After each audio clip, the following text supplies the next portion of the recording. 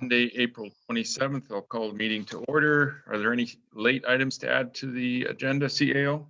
No, there are not. Thank you. I get a motion to adopt the agenda as circulated. So moved. Moved. Second, please. Second. Call the question. Is there anyone opposed to the motion?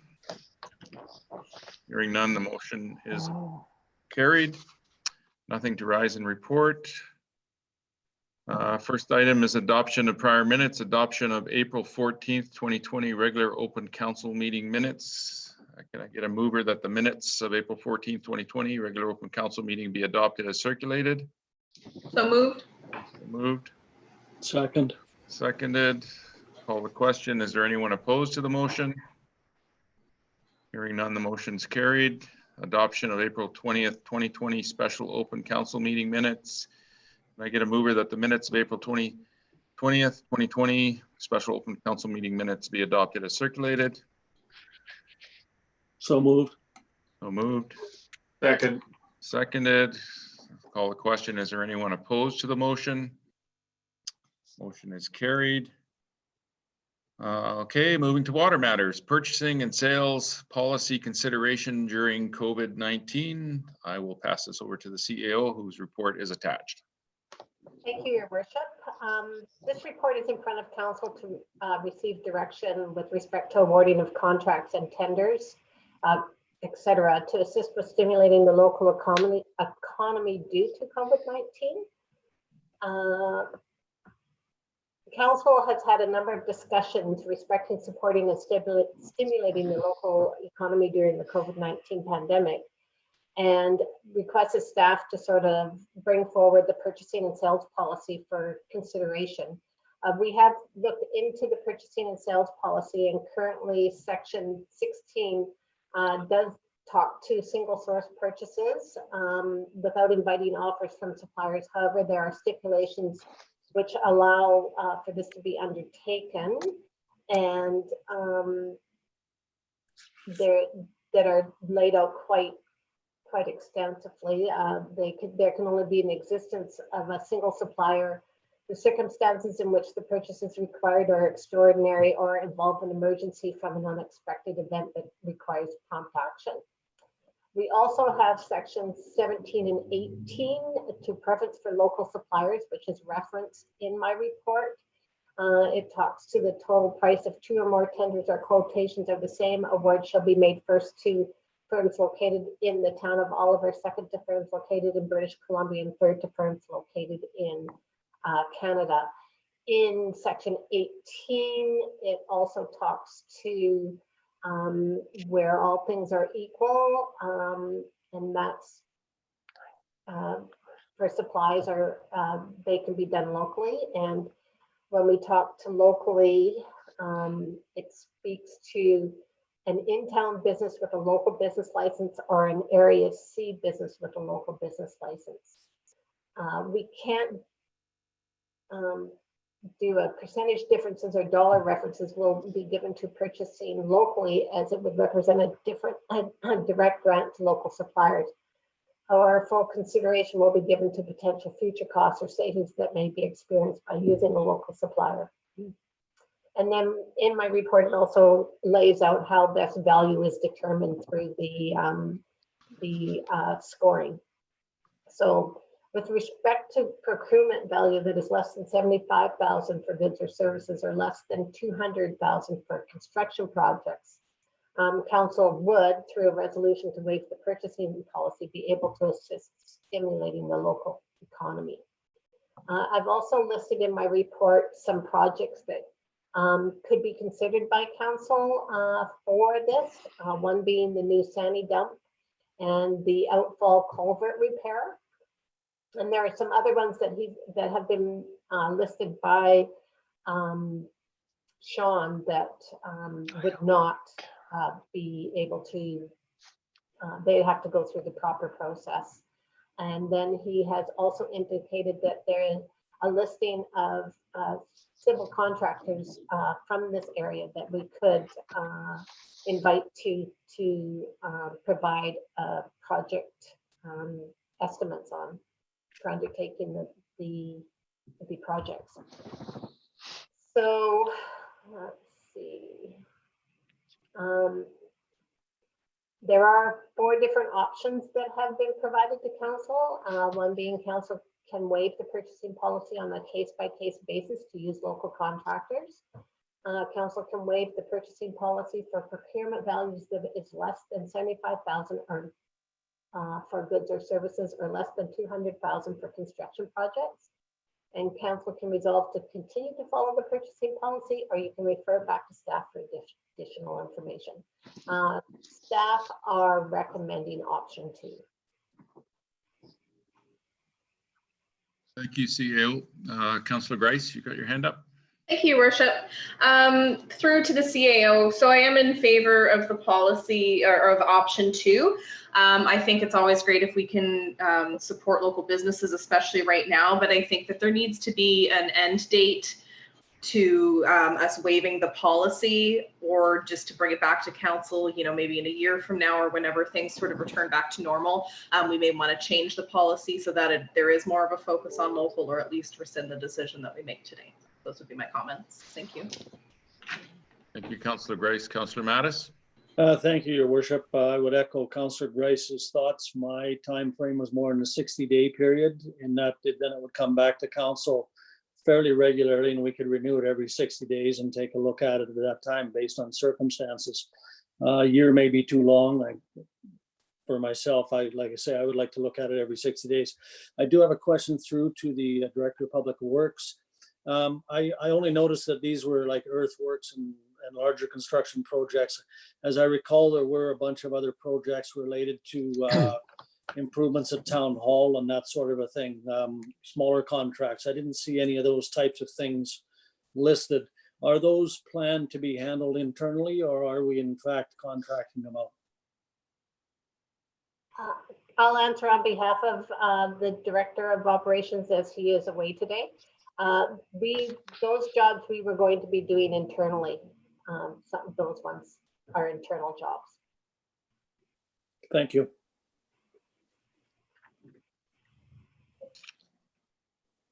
I'll take my opportunity to make comment. I don't see anybody else's hands up there. I would agree with Councillor Grice and Councillor Mattis. Option 2 seems to be the one to choose. I agree that we should have a time limit as well. I'm just wondering if 2 months is too short, just considering what type of work is ready to be tendered out in the next 2 months. Wondering, I guess, some feedback from the Director of Operations on will we be able to get, you know, 3 or 4 projects out in the next couple of months, or really should we look at maybe 3 or 4 months as a time frame at this point in time?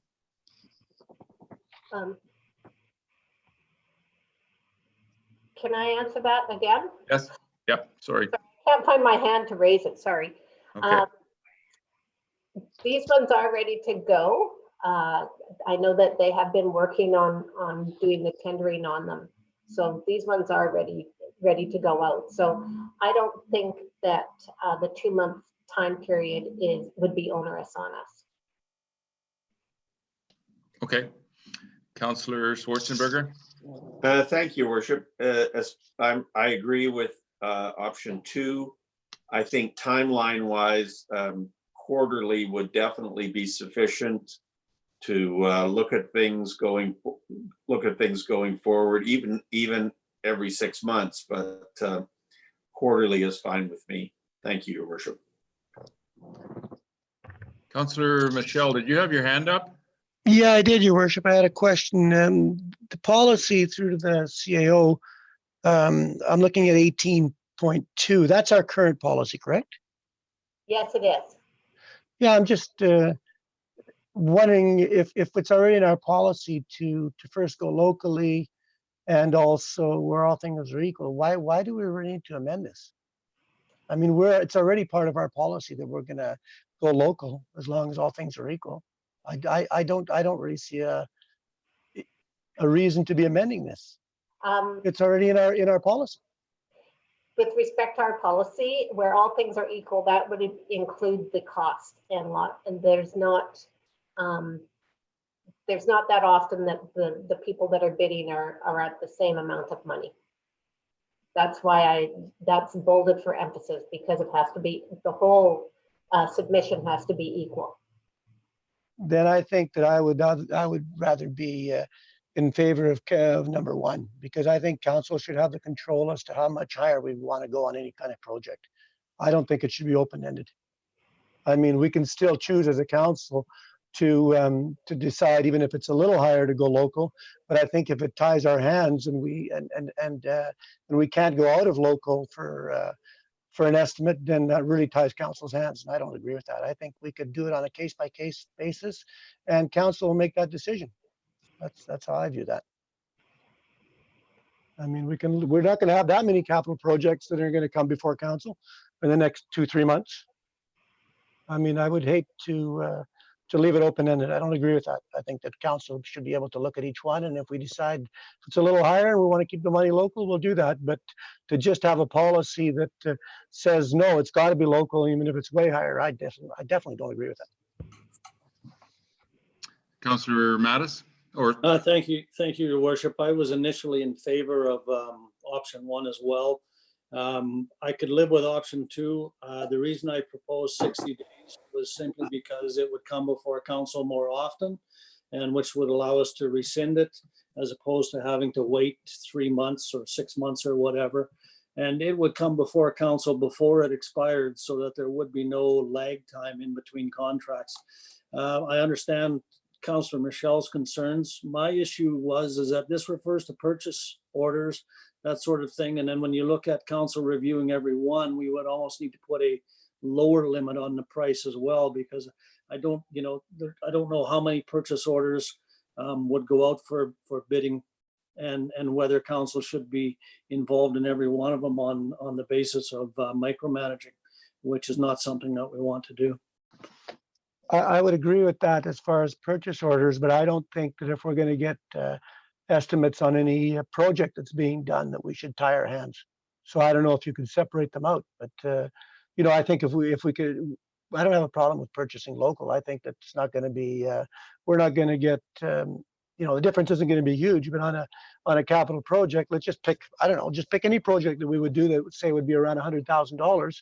If locally they came in at 100 or 105, and yet we could do it for 80, I would hate to tie our hands that then we couldn't choose the 81. I wouldn't agree with that.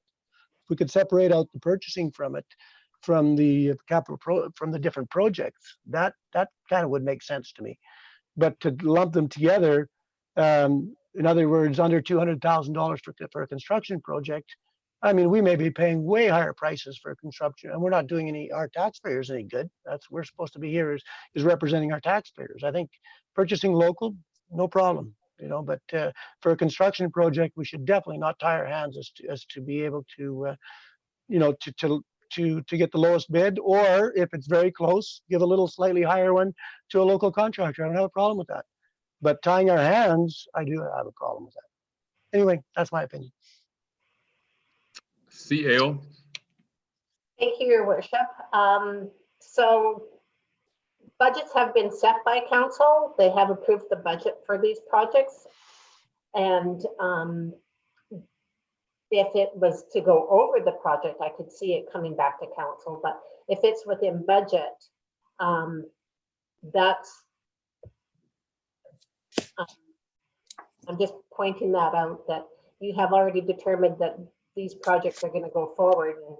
And if they're within budget, you want to help stimulate your local economy. Okay, I got a question then through to the CAO. Say we have $100,000 project and you go out for bids. Does that mean we won't even be able to go out for bids for anybody outside of our area? No. You can still go out for bids from them as well. You could, or you could go with a certain area of bids. So how would staff handle that decision? Say we had a $100,000 project and all of a sudden now there's not much work out there. People are going to get quite competitive possibly. We have a bid of 80,000 and we have one locally of 105. How would that decision be done? How would staff make that decision? Would they be the ones making that decision? Obviously they would. Yes. So I'd like to know how staff where their philosophy would lie Would they give it out for 105 instead of 80? I mean, we need to have some kind of parameters. I mean, it can't be open-ended, I don't think. Maybe within 5% or 10%, maybe, but not open-ended.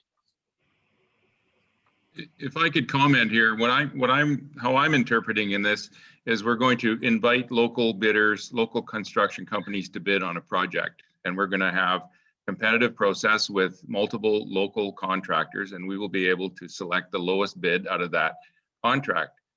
And that's how we will move forward. And if the contract comes in higher than the budgeted amount, then council will have an opportunity to review that, whether they want to award a contract that's over budget. We've done that on other things by finding additional money, or else we go through the process again. I think that's how I'm reviewing this. Would that be fair, CAO? Yes, that's fair. Councillor Grice? Thank you, Your Worship. Yeah, I mean, I'm looking at the grading system here. So how I was assuming this was going to end up working is that a contractor being local would be weighted higher than it was in the previous policy, or like, I guess, yeah, I'm a little curious about what the methodology is going to be there as well, because obviously if there's a huge price difference, local may not be the priority anymore, or will that just be sort of the where the buck stops, is that it's got to be a local contractor through to Good the question, CA. Amy. CAO?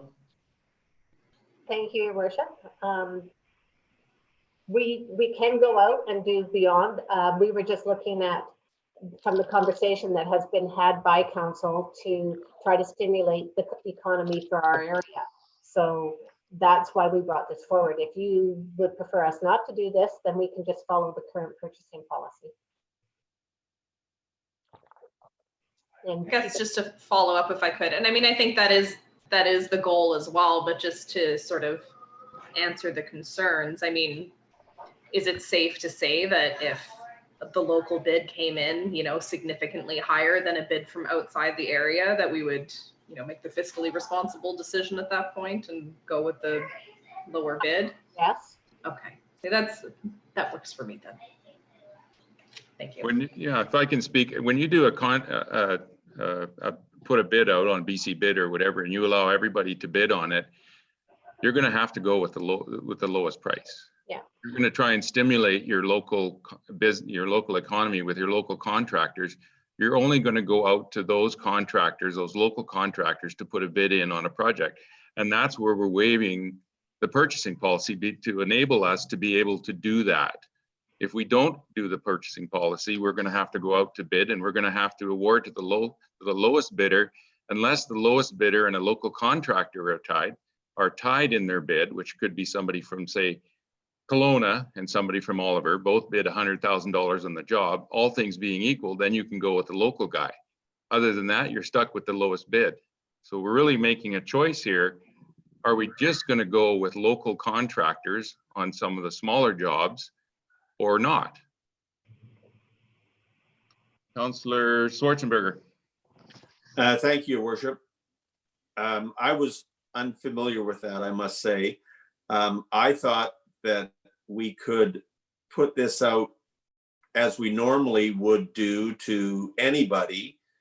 And I think Councillor Michelle's comments are right on the money, that we have a 5 or 10% gap, so that if a local supplier comes in within 5 or 10% of the lowest bidder, then it would go to them to stimulate the local economy. But I didn't think that would force us not to have the bids widely distributed. So I'm unfamiliar with that. Councillor, oops, sorry, CAO. Just with respect to that, I'd just like to go to 18.4 of the policy, which talks to no percentage difference or dollar reference should be given to purchasing locally. So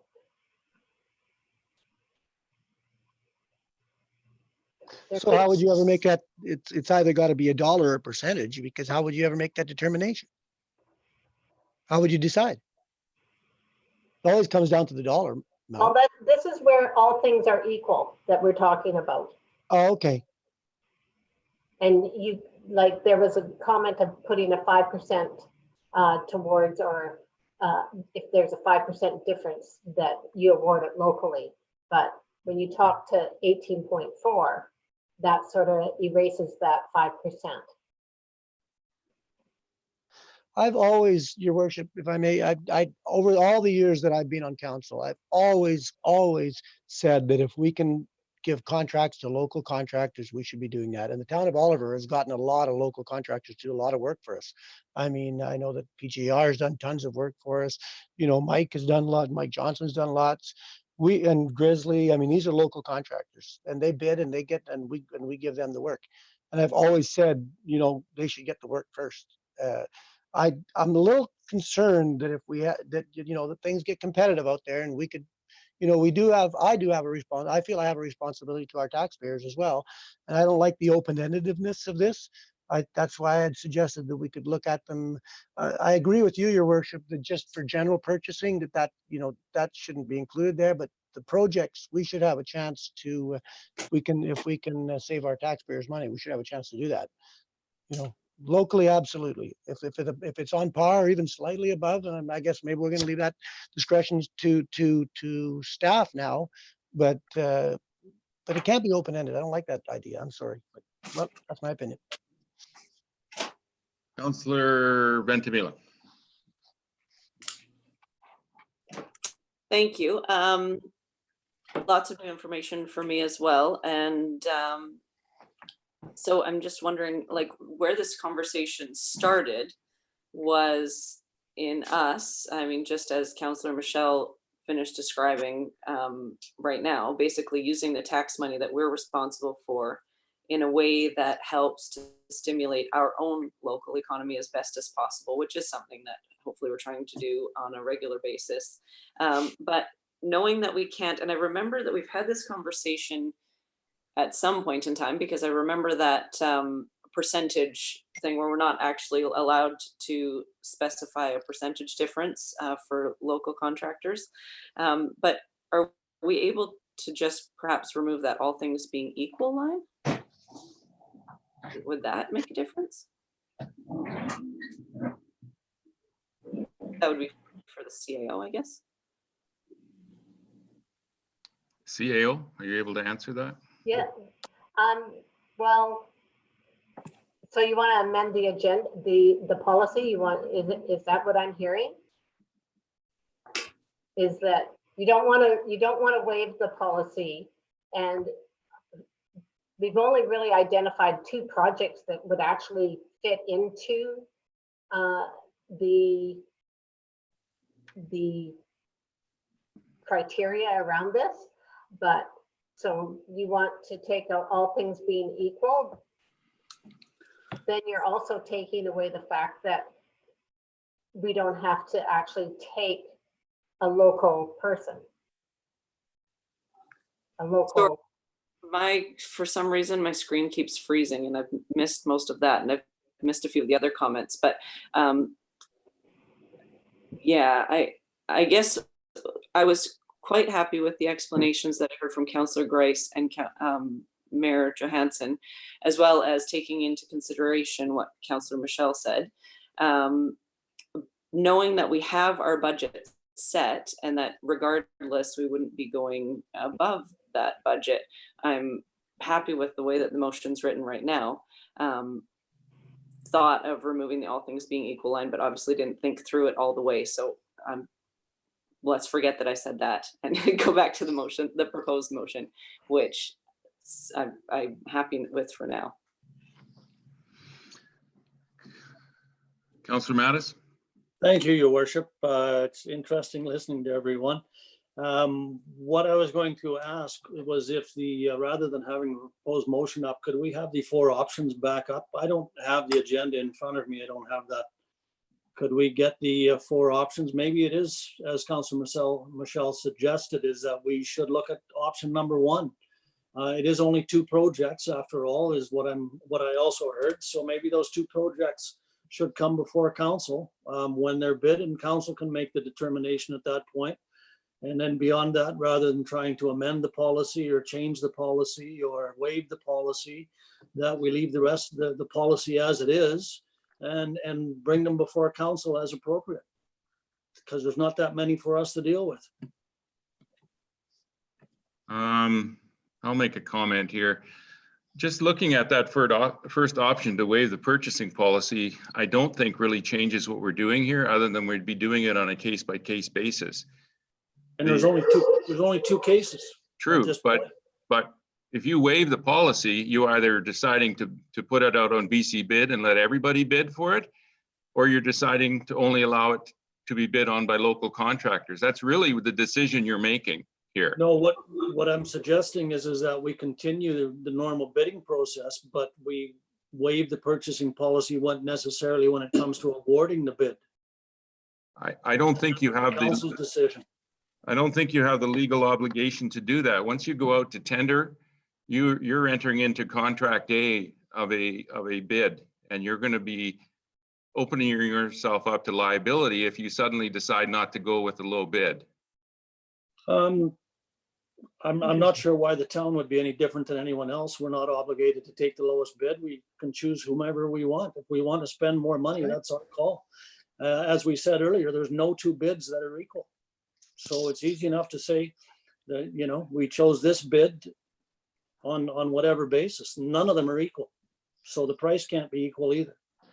And, you know, Your worship, that that's a- particular clause, it never happens. They are never equal.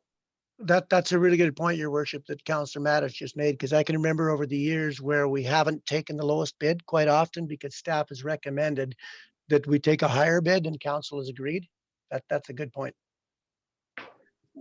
I don't think it's legal. We're legally obligated. I don't know. Staff can answer that question. Maybe staff should be answering that question, not council hypothesizing. Are we committed legally to take the lowest bid? But maybe the CAO can answer that question for us. CAO? Thank you, Your Worship. When we send out our tenders, we do put a clause in there saying that the lowest bid isn't necessarily There you go. the bid that is accepted. Exactly. I'd be very concerned if we were legally obligated, then that would be a different situation altogether.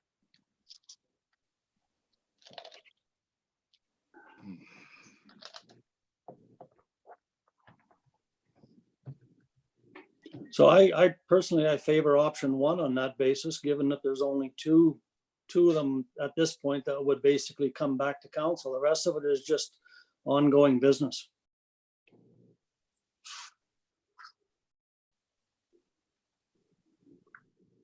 I guess on my end, having good 15 years tendering and contract law, I would want an opinion from our legal counsel on this one for sure, because I think we're going down a very slippery slope here to be able to go out and bid, and then we're suddenly going to, enact a clause. And I know every tender that you put out has that clause in there.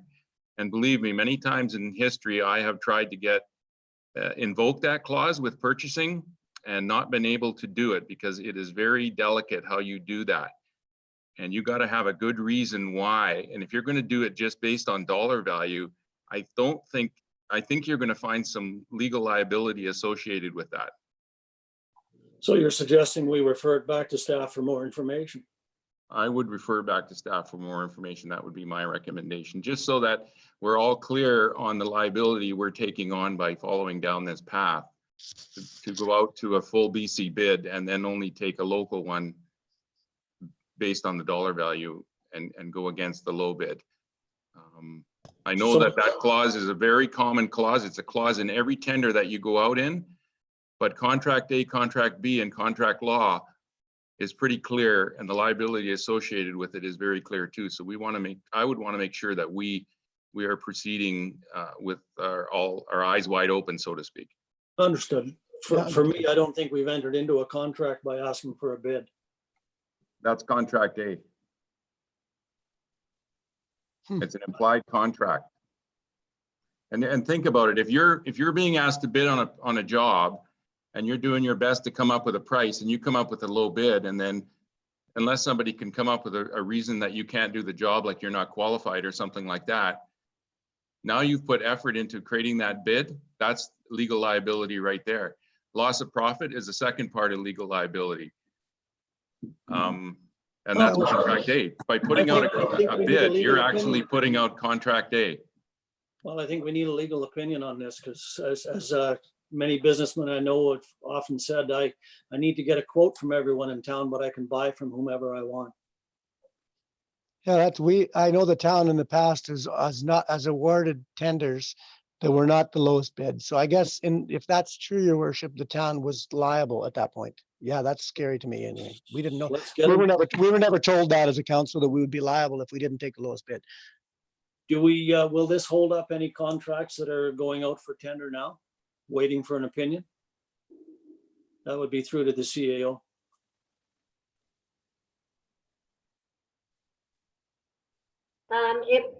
I think that we're getting ready to do the new Sandy dump.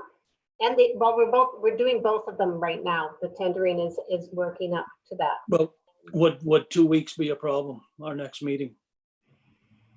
I can't answer that question. I'm sorry. I have my doubts, but two extra weeks before it goes out for tender is what it'll be. So I can't tell you what that does for the scheduling down with Public Works and having the people do the work. well, if I recall, the outflow, the larger contract was slated for the fall anyway, so it probably wouldn't have an effect there. Okay. Councillor Schwarzenberger, you had your hand up? I did, Your Worship. Thank you. If we are going to get a legal opinion, perhaps we should also get an opinion on our criteria and if we are allowed to give extra points for a local company when you're looking at bids, because that is in our criteria, is whether a local company gets so many points, and if we can raise that, and that in effect gives the local companies a step up, as it were. So I think that should be part of the legal opinion as well. Thank you. I think, Your Worship, it's Rick, the more I'm sitting here thinking about this, I think we need to get a legal opinion, because how do we know that, because we're spending taxpayers' dollars, how do we know that we even have the authority to do what we're trying to do? Because we're not spending, it's not like a private enterprise that can do whatever he wants with his own dollars. I think we've got a responsibility. I think I'd like to hear from a lawyer before we start changing these things. So I would make the motion that council refer back to staff for additional information regarding the waiving of the purchasing policy respecting the low bid and the criteria for awarding local. Second. Seconded. Any further discussion, questions on this motion, council? Seeing no hands, I will ask the question, is there anyone opposed to this motion? Motion is carried. Hopefully we'll hear in 2 weeks. Moving to item 2, 2020 Council Policy Review. I'll pass this over to the corporate officer whose report's attached.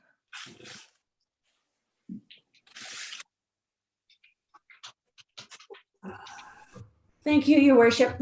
I'll just get myself to that spot.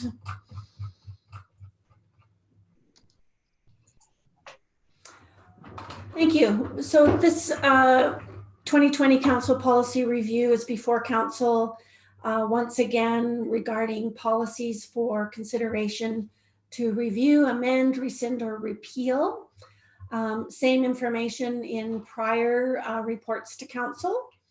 The 9 policies that are before Council today start with fire hydrant servicing, straight through to motorboats on Tucklenew at Lake. The first, I have a table that I've provided as well. The first policy, again, is simply a resolution that was made in 1986 by council, and it's with respect to fire hydrant servicing. My suggestion is that we review the policy for council's consideration and put it in a format that would be an actual council policy. But I'll take your comments. Any comments on this motion, council? Councilor Mattis? Thanks, Your Worship. In my notes from quite some time ago, I had the motion that staff be directed to update council policy titled Fire Hydrant Servicing with Current Practice. I read this, I see we're still a village in this policy, so. Thank you. We can definitely do that. Yes, back in 1986, we're very likely a village. So I can bring that back in a policy format. Is there an operational policy within the fire department that this could be included within? If I can refer this to the CAO, but I recall that this is separate from, this is not a part of the fire department. This is a part of the operations department. Oh, I see. Public Works does the maintenance on fire hydrants. Understood. Thank you, CAO. Moving to the, oh, that's just the form. Moving to the next policy. Again, this is a terms of reference for an advisory committee. This policy was brought in when the food action grant was provided to the town of Oliver in 2016. The statements with regards to this policy are a little bit dated now because it speaks to hiring a consultant and developing the plan. So I believe that, the sort of the guts of the policy could be updated as well. We've had the discussion to create more of a global advisory committee template with the actual schedules attached to it for each advisory. I think we've just about gone through all of the committees, so I can work to bring that forward to council at a future meeting. I'll take any comments that you have in regard to that, though. I see no other hands, but Council Mattis, your hand's still up. Did you have a comment on this? I was about to lower it. I just realized it was up. Okay. Okay. I don't, so we don't have any comments on this one, Corporate Officer. Thank you very much. Scrolling through. This again is a council policy. I don't see a date on it. That is again an older resolution that was made of a prior council that speaks to purchasing of gifts for staff and council members who are retiring from the town of Oliver, and it's a recognition to them. I believe in my comments, I indicate that possibly it could be created more as a policy and look at building it more of a staff recognition type of a policy, but I'd be happy to take any comments. I don't see any comments on this one. Great, okay. Oh, Kathy Cowan. CAO. If you're muted, CAO.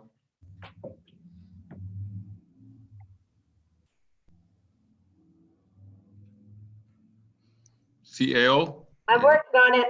Okay. I have 3 computers going, so I keep grabbing the wrong thing. This is also, I don't know if you could classify it as a staff recognition policy, Diane, because it does speak to council members as well. Mm-hmm. So you might want to take that into consideration. Yes. Because we do provide gifts to our outgoing council members. Yes, thank you, good point. I can look at both of those and separate them out. Thank you. Okay, next. Thank you. This policy, grant and aid policy, is managed by the finance department, was brought into play in May 2009. It's for local organizations who are submitting applications for council's consideration for grant and aids and the discretionary grant and aids. I believe there may have been some, yes, there were some amendments done by council most recently, March 23rd, 2015. I'll ask the CFO if he has any comments, or I can take comments from council.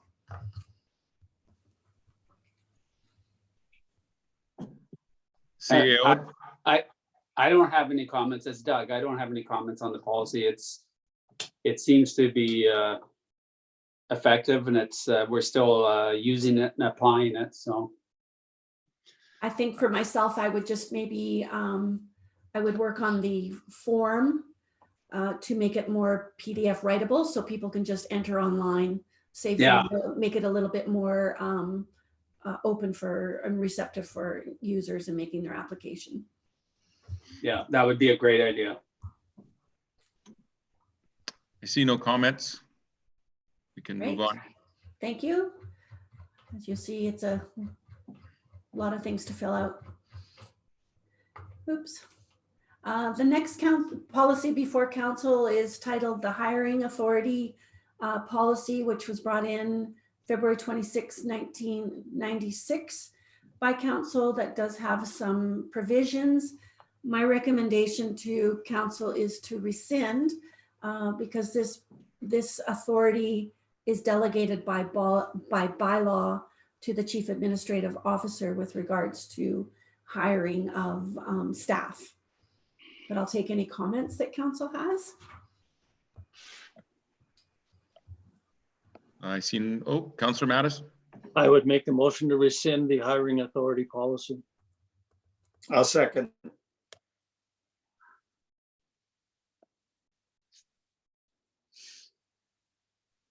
Okay. Do we need to vote on these ones now or wait till the end? Yes, if you have a move and a second, if we can have a vote. Okay. Seeing no other hands up, I will ask the question. Is anybody opposed to the motion? Motion is carried. Okay. Thank you, Your Worship. The next policy before council is a new policy, again, managed by the Finance Department, the Investment of Surplus Funds Policy.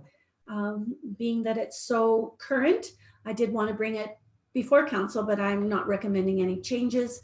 I don't believe the CFO has any concerns or with this policy, but I'll take comments from the CFO and council. I see no comments. No Okay. hands up. Get through that one quickly.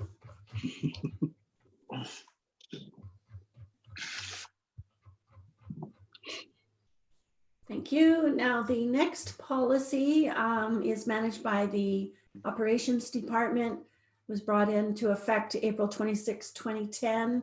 It's with regards to the irrigation system start date.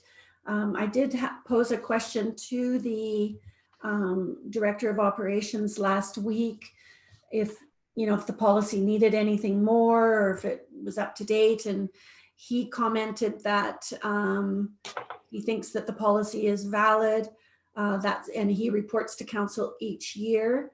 There may be another statement that we could add that we are bound by the water license requirements in those states, and that we can only use the water from the Okanagan River from April 1st to October 31st.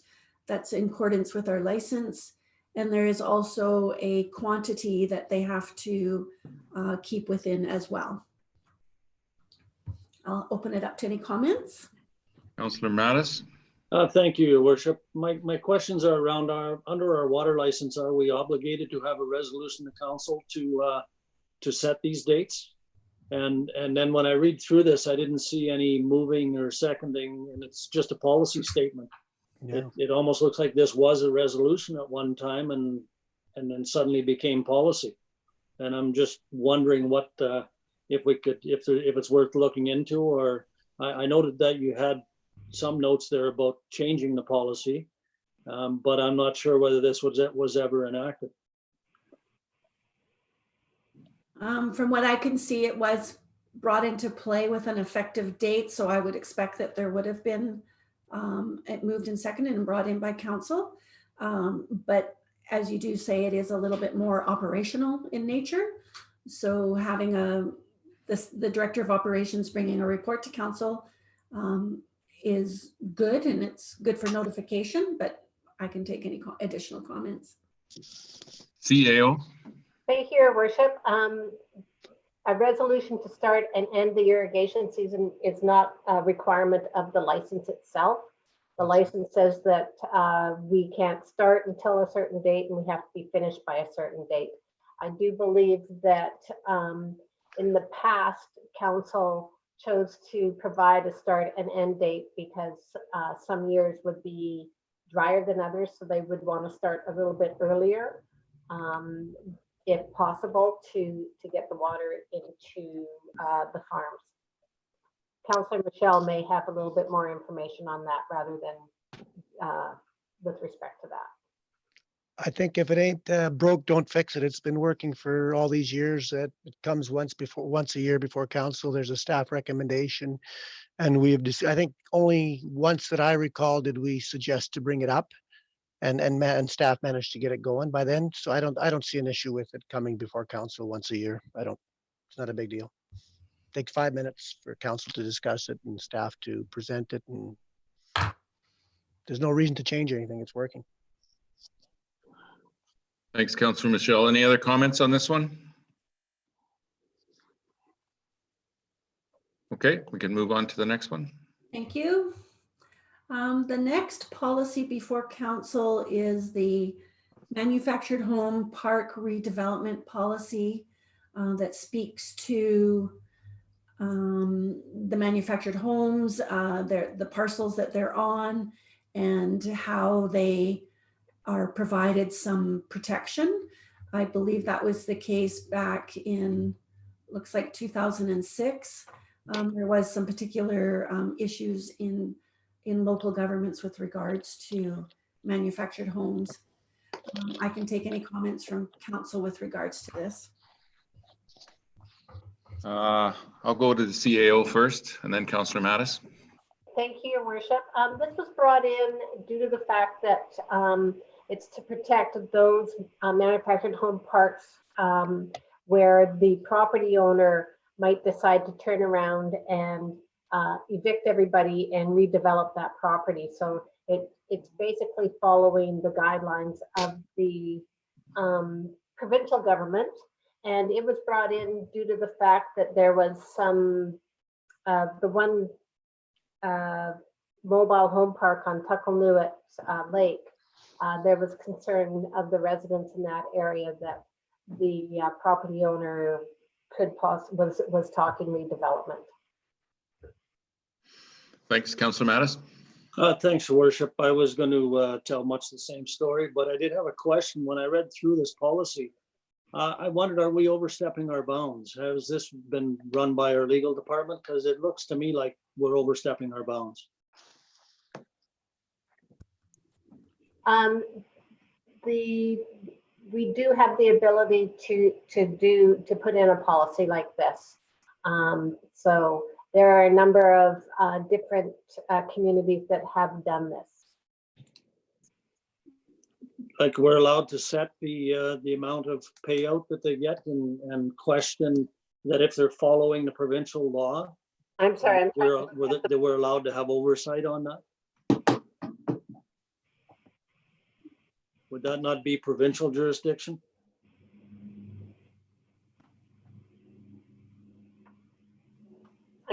Diane, you're moving a little too fast. Sorry. Oh, sorry. I didn't know you were reading it. I was skimming. Yeah. Do you want me to go back up? Maybe as part of the review, we could look at it from into those things that Councillor Mattis has brought up, just to make sure that we do have that authority. Yeah. And things could have changed since the 2006 time with regards to our authority. Yes, absolutely. Thank you. So I will have that reviewed. Thank you. Thank you, Councillor Mattis. The last policy before council today is with regards to motorized boats on Tucklenew Lake. This is a resolution of a prior council, May 26, 2008, that if a organization wished to have a motorboat on Tucklenew Lake for special events, that it would require council's approval. Councillor Grace? Thank you, Your Worship. I'm just curious if we get requests of this nature, are people asking for motorboats to go on the lake? Through your Yep. worship to Councillor Grace, yes, the triathlon that typically manages in June, they do request to put a motorized boat on the lake for the swimmer safety. That has since changed. We now manage it through their special event license for that particular group, because they would come every year. That we just save that step. But if there were additional special events that we're wanting to put a boat on, they would have to come before council for approval. Thank you. Any other comments, council? I don't see anything else. Oh, Councillor Mattis? I was just wondering if there's any way that this could be incorporated into zoning or something else as opposed to a council policy. Through your worship, I believe that prior to the Director of Development Services coming on staff, our contract planner was looking at some of the requirements on Tucklenew Lake, whether or not this would be apply. I think it was with regards to docks on the Tucklenew Lake. And I know that when the province looked at the dock request for Tucklenew Lake, this was the one thing that they found that they thought was really important for our lake. So possibly the Director of Development Services might have a comment. Maybe it could be a part of our zoning bylaw. Thank you, Worship. That's something we can look into. I'm not sure though if zoning typically applies through Tucklenew Lake itself. So I wonder how we could put a use restriction on that. But it's definitely something we can look into when we're looking at the dock regulations stuff later this year. Thank you. The reason I ask is because quite often when people are purchasing property or whatever, they will look at our zoning bylaws online, but our policies at this point aren't online as far as I know. So, you know, someone would buy a property and then possibly be surprised when they find this out after the fact. I don't know if there's a better way for us to do it or not. CAO? Thank you, Your Worship. The lake itself is not allowed to have motorized boats on it. And I think it's federal, the fisheries. Federal, yes. Yeah, that look after that. So it's a lake that is not allowed to have a motorized boat on it unless they have permission from the federal government fisheries. And this is looking like this was put in just as another on top of that. So should they actually be applying to the federal fisheries? Like they would override our jurisdiction again, would they not? Yeah. Or are we overriding their jurisdiction? Or are they applying to both? They do apply each year to the federal provincial government or the federal government, the fisheries, and they usually ask for a letter of support from us.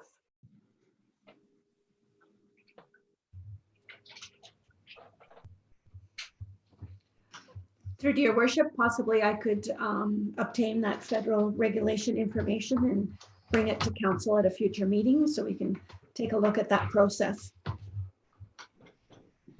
Yeah, I'm just wondering if we're making the process a little onerous by adding the town in when we really can't override the feds anyway. If the feds say no, there's nothing we can do.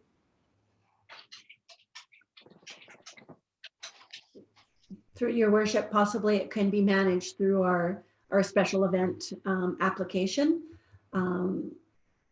But that would be staff giving the authority, not council.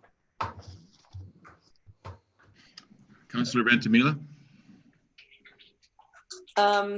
Just kind of thinking out loud a bit, knowing that federal approval is required for motorized boats on Tucklenew Lake, the way that I now read this policy without having realized that before is that in addition to that, council approval is required.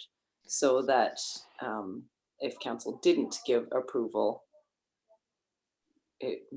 the federal approval wouldn't matter. I mean, that's the way I'm reading it, that if. Oh, I understand that. That's the confusion, but I doubt very much whether that would stand up in court if a guy has a piece of paper from the federal government saying, I can operate a boat. Well, that's the question then. Could we not give approval if there was, for some reason, that we didn't want something to happen? That's not being very descriptive, I know. No, Through your Okay, worship, so we couldn't withhold. no. A simple no. through your Um, worship, it's definitely something we should look at because it's possible the federal government may not want to be overstepping us in a way and giving permission to people to use the lake for motorized boats without it going through the Town of Oliver's council. So we'll just need to look into this a bit further. Staff will review. Thank you. Thank you very much for the input. And that wraps it up for me. Thank you. Could we go back to the big chart, please? At the start of this, that one that listed all 9 of them and the recommendations all at once. Sorry, it's a little harder on this. All right, take your time.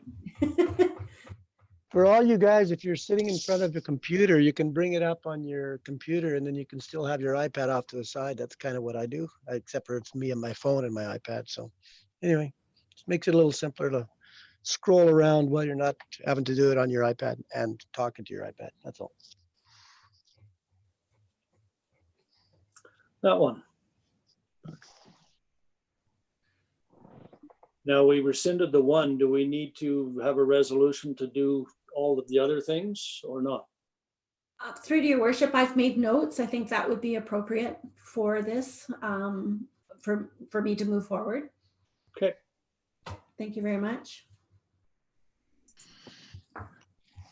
Okay, moving to water councillor reports. Councillor Michelle, do you have anything to report? Just last week's phone-in meeting, your worship, or whatever we want to call these Zoom meetings, and obviously today. And just if I could request that possibly going forward, we start going back to 7 o'clock regular meetings. It'd be handy for me. So, but if we don't, I guess I'll have to make arrangements. And that's it. Thank you, Councillor Michelle. Moving to bylaws. The first item is land use procedure bylaw 1394. It's here for first, second, and third reading, and I'll pass it over to the Director of Development Services, whose report is attached. Thank you. Director of Development Services, do you want me to stop sharing my screen? Do you want to share yours or? Sure, yeah, I'll share mine, please. Thank you.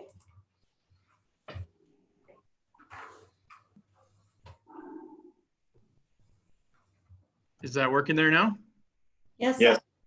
Awesome. Thank you, Your Worship. So the purpose of this report is to repeal and replace the current land use procedure bylaw with a new bylaw that provides updates to several application processes and removes the responsibility of posting a public notification sign from the applicant to the town and its sign contractors. So I'll just go over some of the changes. So we'll start down on removing section 1.2.6, which refers to a subdivision application as being part of this bylaw. So subdivision is approved by the town's approving officer through the Land Title Act, which is a separate process from council. So current best practices do not recommend including subdivision procedures within a land use procedure bylaw. Also, there is another recommendment here is amending section 4.3 and 4.33, which are requirements for posting and maintaining public notification signage. So this amendment provides clear language around the types of land use applications that require signage and when the signs are to be posted and removed from the property. The amendment also removes the requirement for an applicant to post a sign, instead placing the onus on the town and its sign contractors. So I'll just show you here. This is what was in the old land use procedure bylaw, which was mainly it was so that the applicant knew what information needed to go on the sign, and then they would provide that and then put it up themselves. This came from the regional districts when Chris Garish had brought it over. So this second part of Schedule 1 also shows on the lot where it should go. So it's saying, you know, close to the corner, in the center of the parcel. So we have now included all the required information in a template, and it's done professionally. So there's not really a need for this. Also, we'll have our sign contractors making sure that it's put in the correct location on the site. We talked about removing Schedule 1. Another one is amending the procedures for form and character development permits. So the current procedures actually speak to the CAO being the approving authority for form and character development permits. So the delegation of council authority bylaw actually does not provide this delegation power to the CAO. So through this amendment, we've cleaned it up and added processes for the form and character development permits.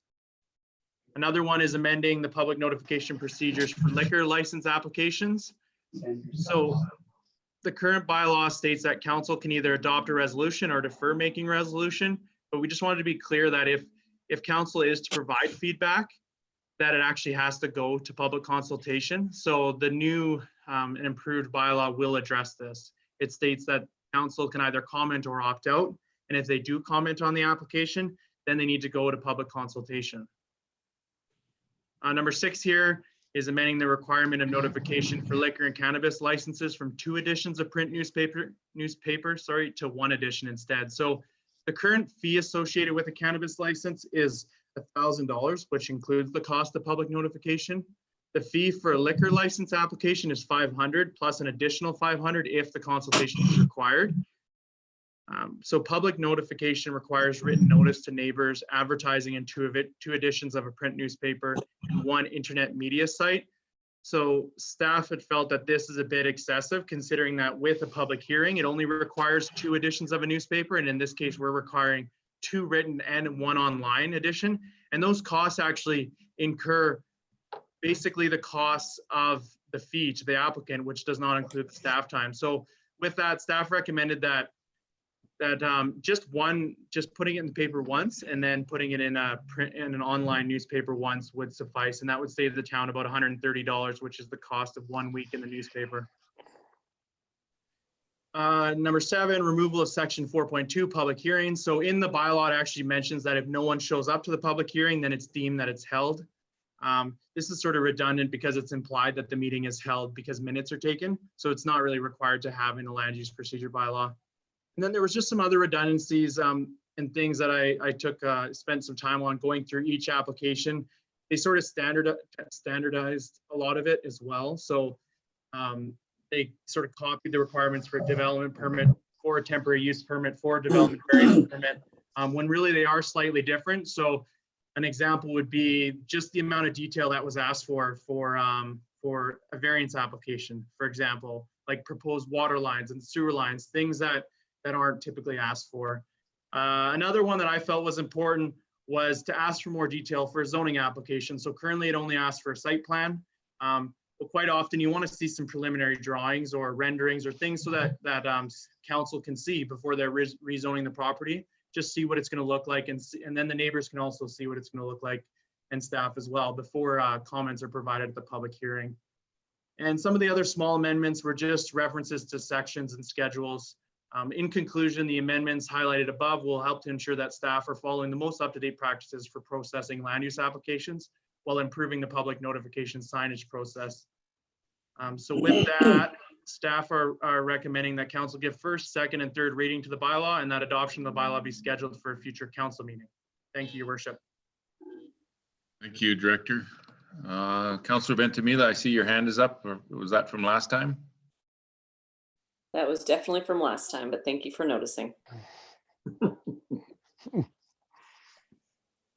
Anyone else on council have a comment, question on the report from the director? I would just thank the director for a very comprehensive report, and I will move the recommendation that council give first, second, and third reading to the land use procedure bylaw 1394 and adoption at a future meeting. I'll second the motion. Motion's been seconded. Any further discussion or questions before I call the question? Hearing none, I will call the question. Does anyone object to the motion? Motion is carried.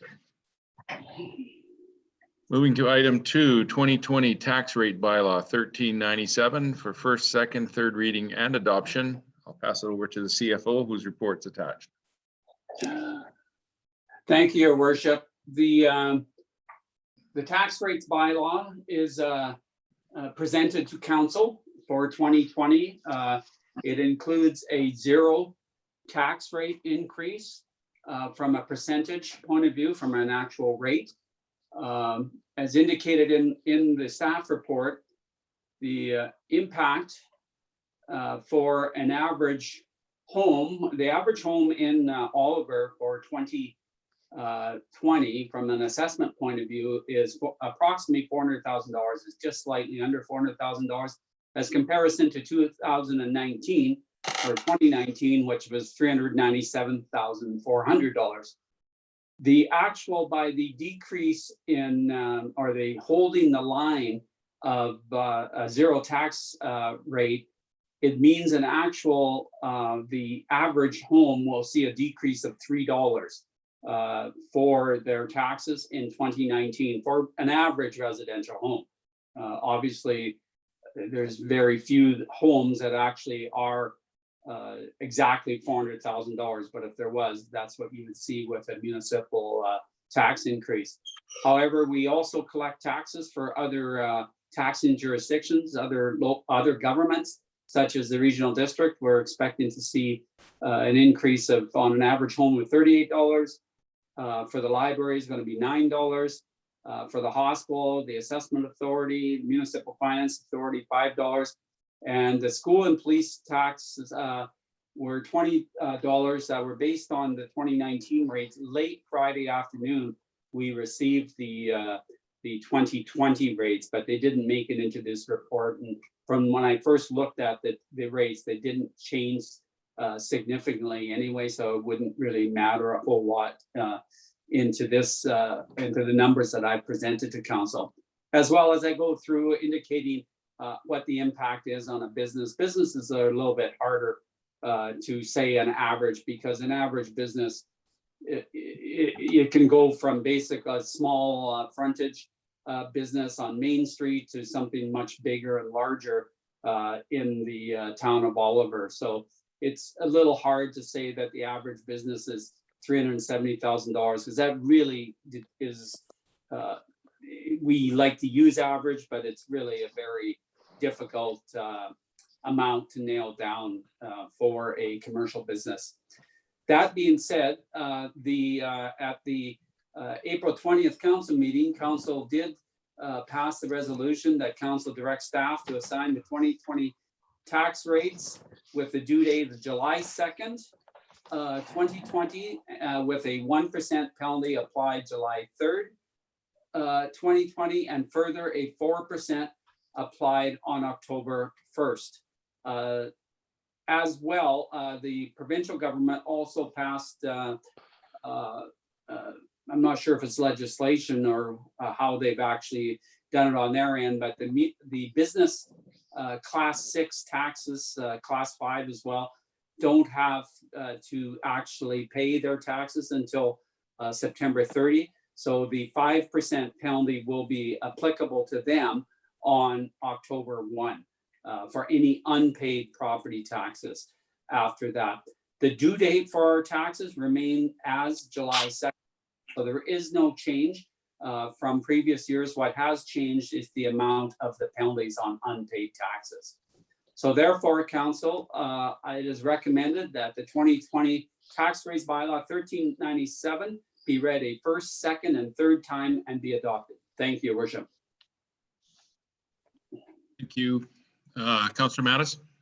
Thank you, Your Worship. Through to the CFO, I noticed that you said the average municipal tax bill will go down by $3, and that the commercial multiple is whatever we've set it at, and yet so the multiple of times that $3, should that also not mean a reduction? And yet I see it's going up $49.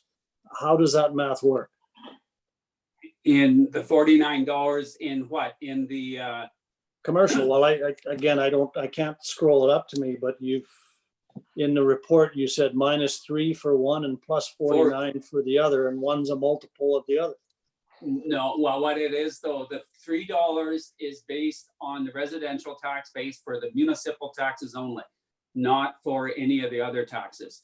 So therefore, we can, what I'm referring to when we reduce the taxes to 0, the actual on an average home, because of the new market, the NMC, the new construction, that's why it's decreased $3. But also on the commercial side, I'd have to show you the formulas and how they actually derive in the tax calculation. Yeah, because they both refer to municipal tax payments. One goes down, the other one goes up. So it's just the municipal portion. And I'm wondering why one goes down. Well, that I can explain, because the class 6 assessments would have gone up much higher than the class 1 assessments. Okay. That works. Councillor Grace? Thank you, Your Worship. I have a question and then a comment. So through to the CAO, does this need to be passed anonymously today? Otherwise it goes to the province? No. No. This is strictly, this has nothing to do with water. It is just our government, our general government, municipal government stuff. It's collection of taxes, which we don't do for water. Actually, Your Worship, it's Councillor Michelle. If I could ask a quick question on that, I guess it was an oversight when we discussed this earlier. Are these penalties that have been reduced also apply to the water bills? I guess I should have asked that last time. It just popped into my head when that. No, they do not. Okay, so in other words, the normal penalty program is still in place for water bills, correct? Yeah. Okay, that's fine. Answers that question.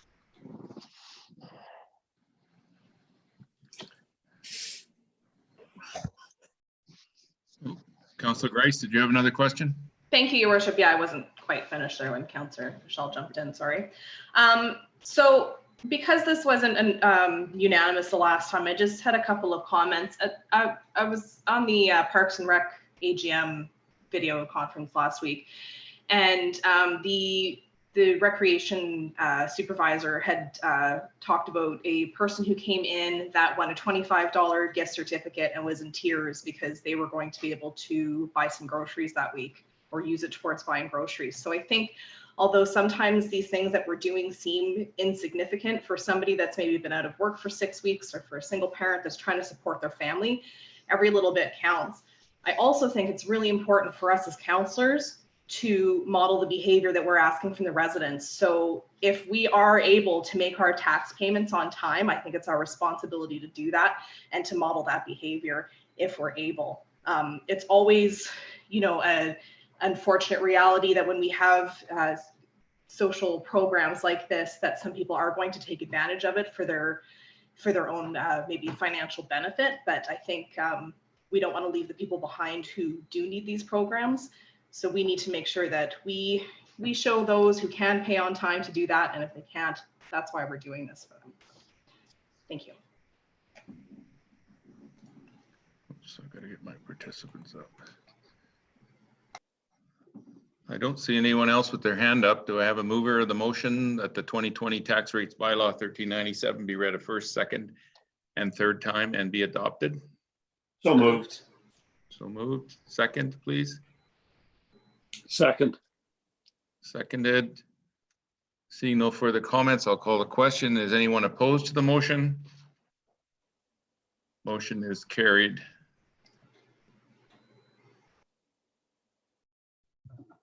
What do we got here? Okay, moving to business. First item, sister city policy.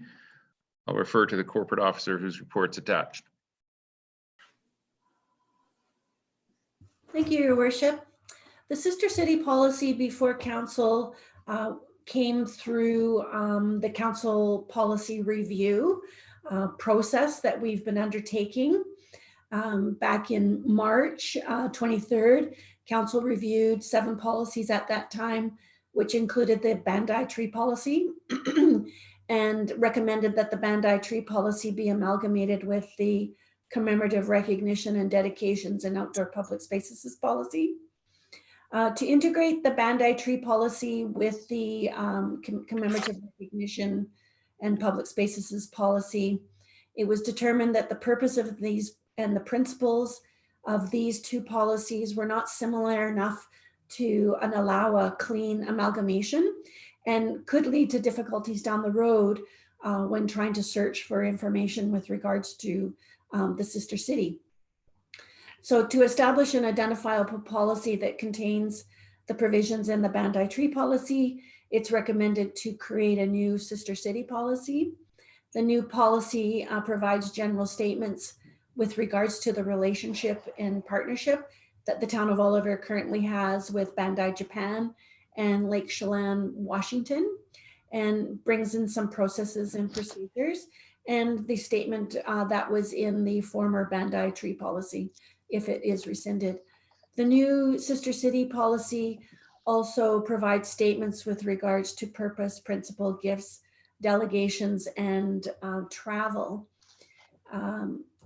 The options before council could be to adopt the sister city policy as presented and rescind the Bandai tree policy dated March 25th, 2002, and the travel to sister city policies dated July 23rd, 2007. Council may refer back to staff for additional changes, or you may consider not adopting the policy at this time. And I open it up for any questions.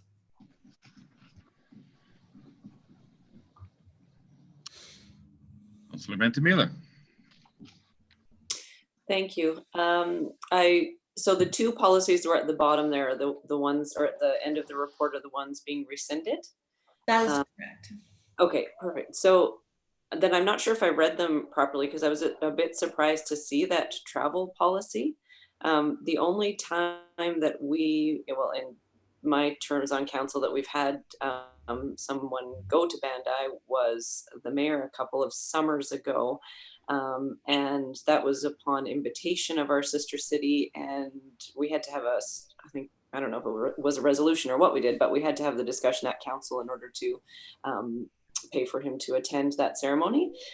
So going forward, how exactly will it work in those sorts of situations?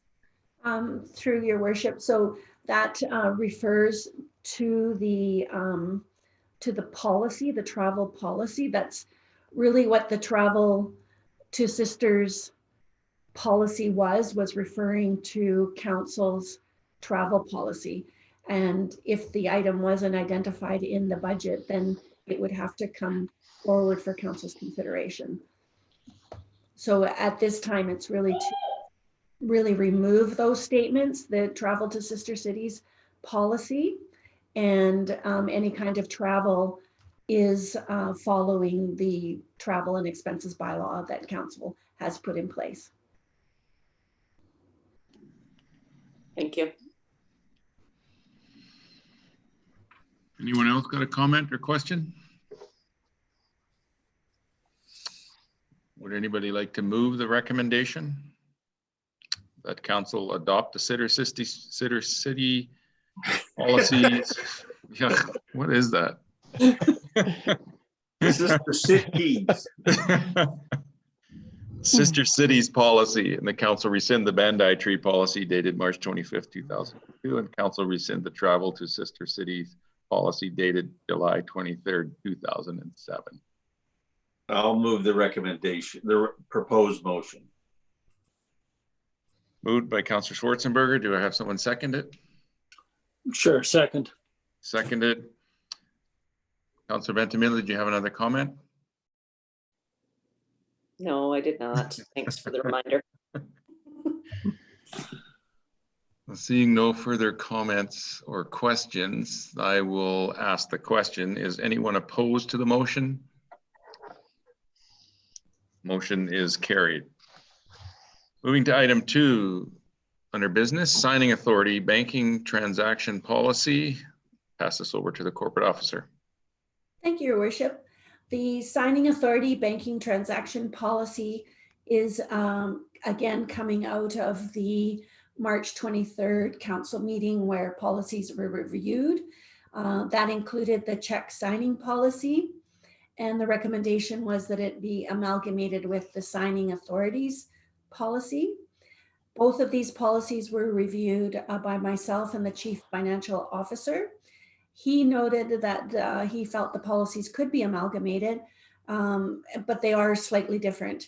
The check signing policy is meant for payment of services, not necessarily legal documents, which is a part of the purpose for our signing authorities policy. So to make it cleaner and to amalgamate it appropriately is that a new policy be developed titled Signing Authorities Banking Transactions Policy, and a draft is attached for council's consideration. I also attached the policies for your reference. Let's see, the signing policy, there was also a question back in March whether or not the signing policy was rescinded. And it was not, because it wasn't replaced by council. It was a new policy called check signing policy, which was adopted by council in October 2019. So the options before council is to adopt the signing authority banking transactions policy. You may refer back to staff for additional changes, or you may consider not adopting the signing authorities banking transactions policy at this meeting. And I'll take any questions if you have them. I see nobody with a question. No hands up. Would anybody like to make a motion? Oh, Councillor Mattis. Thank you, Your Worship. I will make the motion that council adopt signing authority banking transactions policy, and further that council rescind the check signing policy dated October 15th, 2019, and that council rescind the signing authorities policy dated July 13th, 2009, and further updated September 8th, 2014. I'll second. Seconded. Any other comments, questions? Seeing none, I will call the question. Is anyone opposed to the motion? Seeing none, the motion is carried. Item 3, the SOSS graduation banner recognition program. Councillor Ventimiglia, do you have an update for council? Yeah, I do have a bit of an update. Thank you, Mayor Johansson. So I guess just a really quick recap for what we're talking about. We talked last week fairly informally about having some banners done up and placed on our banner poles around town to honor the SOS grads this year. We talked about how it's been a crazy year for them, crazy grade 12, and in the absence of a traditional commencement ceremonies, this could be something that would honor them in some sort of a different way. So since our conversation last week, I've heard some great feedback from members of the community, including some parents of grade 12 students, fairly supportive comments of this whole idea, and even some people reaching out to see how they can help. The grad committee itself is not scheduled to meet until May 6th, so unfortunately I haven't been able to confirm with them what, if any, funds will be available through their means. But I have confirmed the banner numbers with thanks to our staff for that. They would have to be double-sided, so there's a lot of grads this year, meaning 2 students per banner. They can be produced locally and at a cost of approximately $60 per student. Ideally, I think we'd like to have these banners up a minimum of the month of June, but I'd like to hear what the rest of council has to say about that, which means that if everything, including the funds, would have to be in place sort of by May 12th or so to allow for the ordering of supplies and production. So not a lot more than that, except for that there does seem to be positive momentum. It does seem to be like an achievable program, and I would like to keep moving forward, taking advantage of the positive momentum right now, perhaps pulling together some sort of an informal committee just to see if we can get this thing off the ground. By the time we have our next council meeting, we would know for sure one way or the other. Provided that the timelines that I've shared are realistic, being that banners up for June, ready to go middle of May. We should know within a couple of weeks if it was doable or not. But I'd like to keep moving with council's blessing and like to hear feedback on the timelines. Councillor Schwarzenberger. Thank you, Worship. I'd like to see this move forward as well. I think I've heard from a number of people who are very enthusiastic, as Councillor Ventimiglia has, and I still think that this is something that the town may or should contribute to over and above the fact that we're going to put the banners up. I understand that, you know, those services have an allocated value to them, but really it's our staff using our equipment to hang the banners. So I really think that I'd hate to see this project go down because somebody fell short by $600 or $700 in getting all the banners for the, I believe it's 94 students done. So 94 times 60 is roughly 5,600, maybe taxes at $6,000. So I'd like council to consider making a motion to take up to $1,000 out of our grant and aid budget to help with this project should it be needed. I don't think it may not be needed. The grad committee may have the funds to put this together, but I think I really think the town should consider helping out if the need arises. And those are my thoughts. Thank you, Your Worship. Thanks, Councillor Schwarzenberger. Councillor Mattis. Thank you, Your Worship. I think until you meet on May 6th, you won't know whether your timeline is aggressive or not, depending on what you hear from the grad committee. And even if it moves a little later into June and you don't get the whole month, that's fine. You can always hang them longer or whatever the case may be. I'm not sure what the time frame with the change out with Public Works was, you know, what they had planned for changing them out at what point. Anyways, that's something to ask the director there.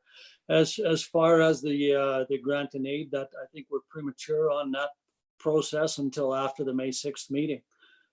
So, you know, I think that will, I'm not sure how that coincides with our next council meeting, because I don't know the date off the top of my head, but it's the 11th. So we're only talking a 5-day difference, and we will have results at that point and determine whether what level of assistance, if any, that would be required, and would deal with it at that point. CEO.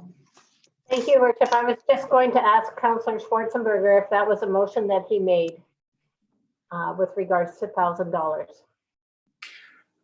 I can leave it until the next. I can leave it alone till the next meeting when we have an actual number.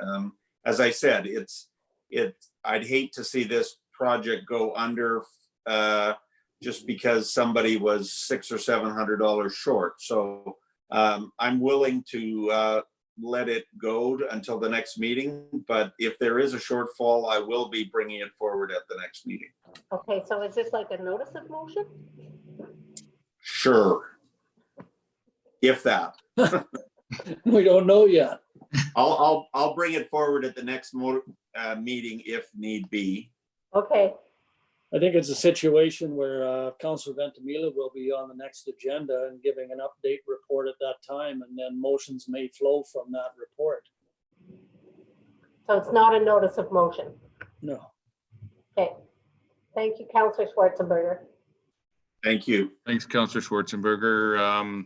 Yeah, I would say thanks for the update, Councillor Ventimiglia. You mentioned a maybe informal subcommittee of some sort. If I'll throw it out there, if you need any help, feel free to give me a call. I'm willing to step up and be part of this, making this happen, because I think it's important. Without this, I don't know what else there's really going to be for the SOS. I sure not have heard of anything. Councillor Grice, had your hand up as well. Thank you, Your Worship. So just to really confuse things, I think I would like to formalize that as a motion. The reason being is if the funds need to be in place by May 12th, I think that's, you know, if we're not meeting till May 11th, that's a really tight deadline. And the caveat is in there that the funds are available only if needed up to $1,000. So I think it's safe to put that through as a motion right now. So I will move that council take up to $1,000 in the grant need budget to assist with the SOSS graduation banner recognition program if needed.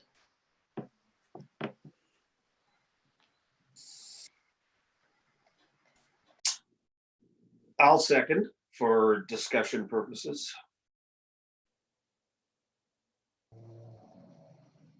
Councillor Ventimiglia? Thank you. So I'm happy to see that that was moved and seconded. I think that as Councillor Grice just stated, sort of there's a buffer there. This is up to a certain amount of money if it's needed. But I do think that by us stepping up as a community or as the town right off the bat and saying, this is something that we want to do. This is a way that we want to show our appreciation for and honor the grade 12 grads this year, and putting that out there first, I think it just sets the tone in a way that I'm happy for. So I'll be supportive of that motion. And unfortunately, my video keeps cutting in and out today. I'm not sure what's going on. So I missed most of what Mayor Johansson said, but I do think I caught you volunteering. And if that's the case, excellent. We'll talk tomorrow. Yes, that's what I did say. Councillor Mattis, your hand is up. Yep, thank you, Your Worship. I'll be voting against the motion because for a variety of reasons. One, I think it's premature. Two, we have a policy in place. We just looked at our policies regarding grant and aids. They require an application process. I'm not sure that we should be doing this and circumventing our own processes. I don't disagree that they should be recognized in some way, but I do not think that it's the responsibility of the town, beyond hanging the banners and the cost associated with that we should be contributing. It will become if we do contribute, and I suspect that it will be successful, that there will be an ongoing request, and we need to be very cautious as a town whether this is something that we want to be supporting on an ongoing basis, because we are setting a precedent. So I will be voting against the motion for a variety of that variety of reasons. Councillor Grace. I think you're muted, Councillor Grace. Thank you. I don't know if this is necessarily precedent setting. I think that we're doing all sorts of measures right now with these, you know, what's happening with COVID-19. You know, we're lowering tax rates, we're reducing our utility bills. I don't think that's setting a precedent either. I think everyone understands that these are, you know, special circumstances. This is a rough year to be graduating, and so it's just a little something that the town can do. So, I know I moved the motion, but I will be supporting the motion. Councillor Schwarzenberger. Thank you, Worship. Through to the CFO, can you tell me how much is in there's two grant and aids. There's one that requires an application and one that doesn't require an application. The portion of the grant and aid budget that doesn't require an application, can you tell me how much is in that budget? I'm going to answer that question. Unfortunately, our CFO is on vacation this week as well, and he didn't realize that he would be asked another question, so he has left the meeting. Sorry. That's okay. The discretionary and the non-discretionary budgets, I'm not too sure, but you do have the ability to move from the discretionary to the non-discretionary. So it's the total amount that you have there. I will get that information and send it out to all members, or I can just give me a moment and I will touch base with Marcus. Thank you. Councillor Ventimiglia.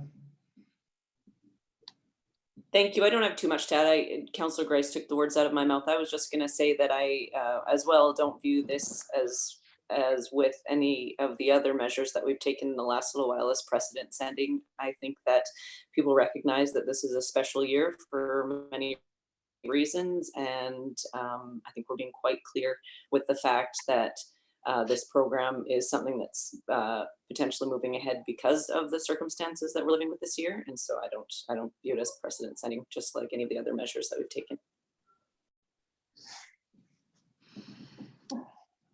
Councillor Schwarzenberg, your hand's still up or just? Well, that's a mistake on my part, Your Okay. Worship. I apologize.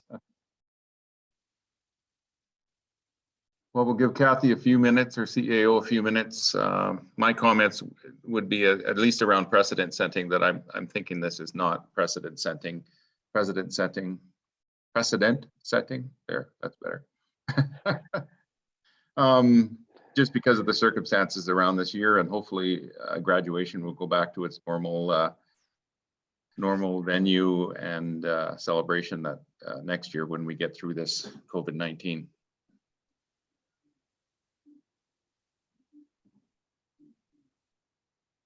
CAO? I'm working on getting that information, just called over. It might take a couple of minutes here. Through to the CAO, I did send you an email from the spreadsheet information, whether or not that's helpful. Sent you an email.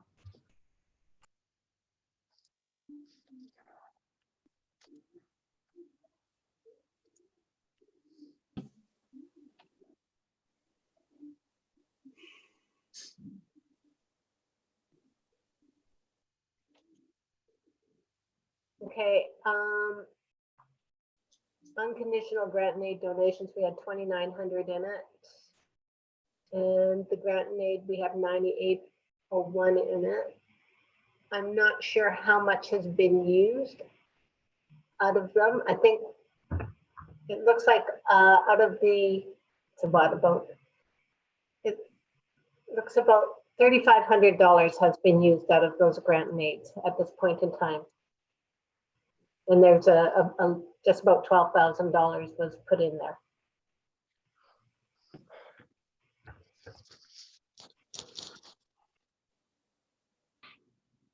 Okay. If there's no further comments, I guess we will call the question. The council take up to $1,000 from the grant and aid budget to assist with the SOSS graduation banner recognition program if needed. I will call the question. Is there anyone opposed to this motion? I'm opposed. Councillor Mattis is opposed. Motion carries. Moving to correspondence. I'll pass this over to the corporate officer.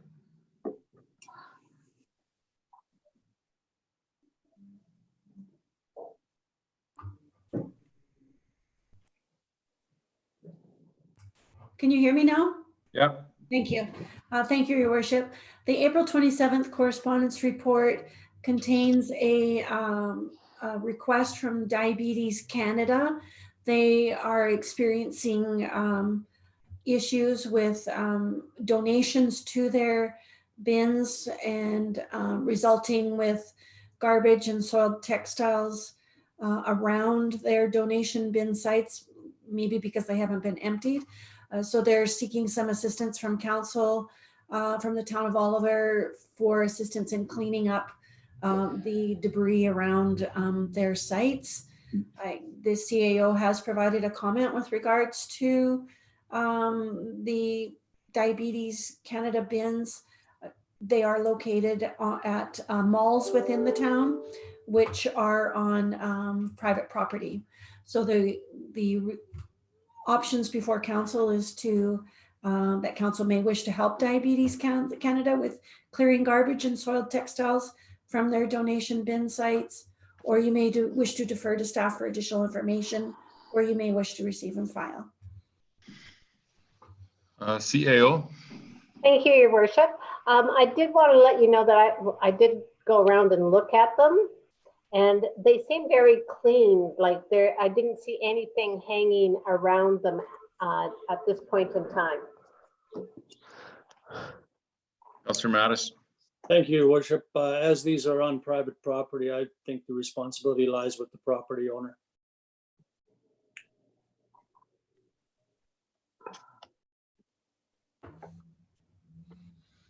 Councillor Schwarzenberger. Thank you, Worship. I would like to move that we receive and file. Seconded. Any further comments, questions, council? Seeing none, I will call the question. Is anyone opposed to the motion that council receive and file? Oops. Motion carries. Thank you, Your Worship. And for information only, there's correspondence from the City of Burnaby outlining their 2020 UBCM resolutions. Likewise from the Village of Hazelton regarding, they are seeking some support for their resolution, which is with regards to BC gaming grants, and a number of policy directives from the liquor and cannabis regulation policies. And the proposed motion is that the correspondence items listed in I2 and the April 27, 2020 weekly mail correspondence be received. I think that's not right. I'll just take that out. And that the weekly mail correspondence be received. So moved. Moved. Second. Seconded. Any other comments? Seeing none, I'll call a question. Is anyone opposed to the motion? Motion is carried. Moving to council reports. Councillor Mattis. Nothing to report except our meetings. Thank you, Councillor Mattis. Councillor Grace. Thank you, Worship. Monday, April 20th, council special open meeting, as well as the Parks and Rec AGM followed by their regular meeting. Thursday, April 23rd, BC EDA Economic Response and Recovery Conference call, as well as the Interior Health Authority's virtual town hall and today's meetings. And I just wanted to note, and I saw a lot of the comments in that virtual town hall, and I've been getting a lot of messages sent to me just with the concerns about the Quebec kids coming to work on the farms. And just for anyone that's listening, to say that it's definitely on our radar. We understand the importance of the work that needs to be done, and also the importance for it to be done safely. But please, if you see these kids, be kind. I think that anyone is more likely to be respectful if they're treated with kindness. So we could all use a little kindness and compassion. And I just want to say that I feel so proud to be a resident of Oliver. I've seen such incredible examples of resilience in businesses and in families, people adapting to the circumstances. And yeah, I mean, just support your local businesses if you can, help your neighbors where you can. And that's all I have to say. Thank you. Thanks, Councillor Grace. Councillor Ventimiglia. Thank you. This last couple of weeks has been full of Zoom meetings and these sorts of ones that we're having today. So regional district and town, both regular and special meetings. We had a South Okanagan Immigrant and Community Services, SOICS meeting as well, virtual. And I attended the same virtual town hall, Interior Health, that Councillor Grice attended. And I just also wanted to share that I received an email earlier today from Interior Health, just announcing the second phase of testing, I guess, which most people have likely heard about already, but just saying that BC's testing strategy has been expanded to include anyone with cold, influenza, or COVID-like symptoms, however mild. Of course, describes those symptoms, but just to let our community members know, if they don't already, that our nearest testing center is in Penticton. Tests are done by appointment, and if you feel that you need one for whatever reason, you call your family doctor or nurse practitioner and they'll set that up for you. And that's the end of my report. Thanks, Councillor Ventimiglia. Councillor Schwarzenberger. Thank you, Worship. The April 20th special meeting of council, and on Tuesday, April 21st, I attended OTA Zoom meeting for Oliver Tourism, which is planning their AGM. And just a note to anybody who's watching, I have a drink in my hand, as there's no olives floating in there. It's just water. Thank you. Thanks, Councillor Schwarzenberger. On April 20th, I attended a special open council meeting, and later that evening, the Oliver Parks and Recreation AGM. I just would like to let council know that I did have a follow-up conversation after that AGM with the Recreation Divisional Director for the City of Kelowna, just talk about what the city of Kelowna is doing and their plans to open recreation facilities, tennis, pickleball courts, pools, skateboard parks, etc. They have everything closed down similar to what we have closed down here. One thing they are developing though is a COVID-19 response plan for recreation. And I had a follow-up conversation with Carol talking about the process that Kelowna is going through and found ways, looking at ways for us to start opening our recreation facilities. So I put the two of them in contact, and I think some good things will probably come out of that at the end of the day. In light of the COVID-19 pandemic, I did get asked to speak to the Alliance Church through a virtual meeting, so to speak, and I talked to them about leadership and provided messaging about being a positive influence during these difficult times. I do have something on Loose Bay. There's lots of conversations going on today, and something that came from Mark Woods is that they have drafted a overall Loose Bay Campground COVID-19 action plan. And they put together a site emergency plan, including isolation processes, washroom cleaning schedule, communal cooking schedule and guidelines, camper orientation checklist, sample signage, a site map, a communication plan, and they are also looking at internet services for the site. So there's lots of work going on that, considering I think Friday is the date that it's supposed to open. RDOS is involved, MLA is involved, the Minister of Agriculture is involved. So there's lots of people working on this in behind the scenes. AgSafe BC as well. I think that's all I had. Yep. And the next upcoming meeting is May 11th, 2020, regular open council meeting. We don't have any public to ask a question, or we do have one attendee. I don't see a question coming from that attendee at this point in time. So I will look for a motion to adjourn. Excuse me. Yep. I got my hand up for a minute. Oh, CAO. Thanks. Just wanted to let you know that we did get approval on our signage in our parks, etc. So those are, we've got the design done, and I do believe we're getting 15 printed. And then they'll be put up throughout the community. We talked to Carol to make sure that we put them in prominent places so that people can read both the English and the French on distancing and crowd gathering. Thanks, CAO. Can I get a motion to adjourn? So moved. Moved, and I heard a seconder in there. I'll call the question. Does anyone object to the motion? Are adjourned. Thank you, council. Thank you. Thank you.